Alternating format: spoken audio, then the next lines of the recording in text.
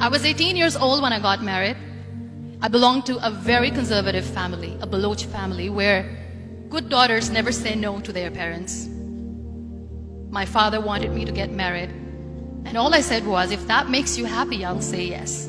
And of course, it was never a happy marriage.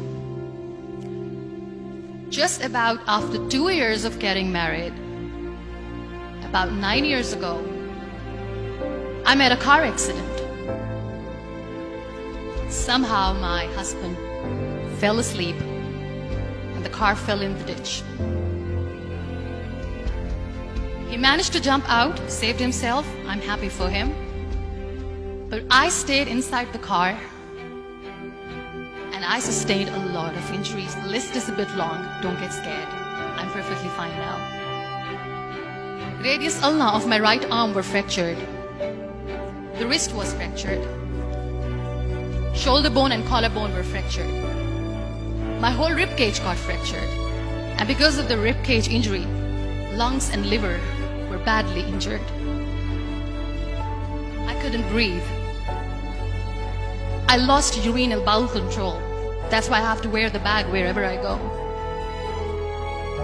But that injury that changed me and my life completely as a person and my perception towards living my life was the spine injury. 3 vertebrae of my backbone were completely crushed and I got paralyzed for the rest of my life.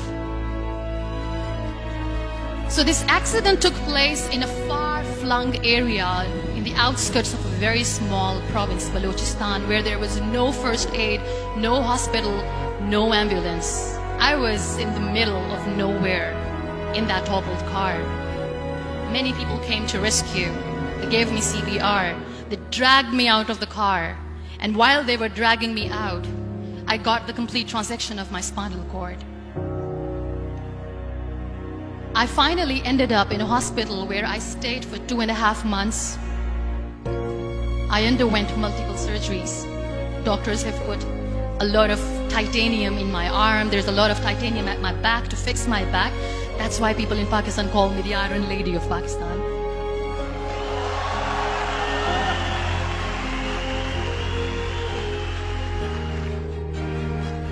Those 2.5 months in the hospital were dreadful. I will not make up stories just to inspire you. I was at the verge of despair. One day, doctor came to me and he said, well, I heard that you wanted to be an artist, but you ended up being a housewife. I have a bad news for you. You won't be able to paint again because your wrist and your arm are so deformed, you won't be able to hold a pen again. And I stayed quiet. Next day, doctor came to me and said, your spine injury is so bad, you won't be able to walk again. I took a deep breath and I said, it's all right. The very next day, doctor came to me and said, because of your spine injury and the fixation that you have in your back, you won't be able to give birth to a child again.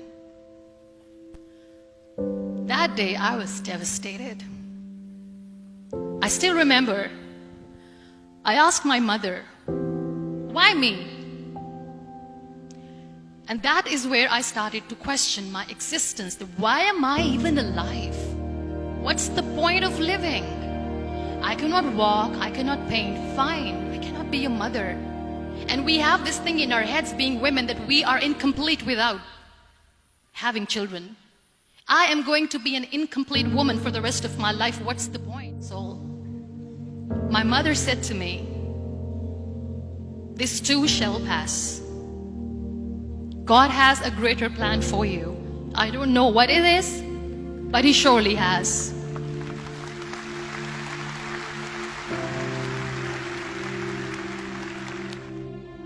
So what kept me going was, one day I asked my brothers, I know I have a deformed hand, but I'm tired of looking at these white walls in the hospital and wearing these white scrubs. I'm getting tired of this. I want to add more colors to my life. I want to do something. Bring me some colors, bring me some small canvas. I want to paint. So the very first painting I made was on my deathbed, where I painted for the very first time. There were a lot of infections in my body, a lot of allergies. So doctors wanted me to lie down on the bed straight for not 6 months, for not 1 year, for 2 years. I was bedridden, confined in that one room, looking outside the window, listening to the birds chirping, and thinking maybe there will be a time when we'll be going out with the family and enjoying the nature. That was the time where I realized how lucky people are, but they don't realize. And you know how it all began? That day I decided that I'm going to fight my fears. We all have fears. Fear of unknown, fear of known, fear of losing people, fear of losing health, money. We want to excel in career, we want to become famous, we want to get money. We are scared all the time. So I wrote down one by one all those fears. And I decided that I'm going to overcome these fears one at a time.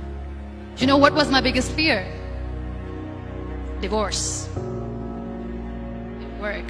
But the day I decided that this is nothing but my fear, I liberated myself by setting him free. And I made myself emotionally so strong that the day I got the news that he's getting married, I sent him a text that I'm so happy for you and I wish you all the best. And he knows that I pray for him today.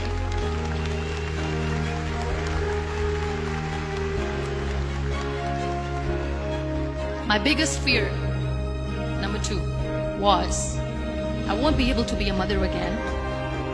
And that was quite devastating for me. But then I realized there are so many children in the world, all they want is acceptance. So there is no point of crying, just go and adopt one. And that's what I did.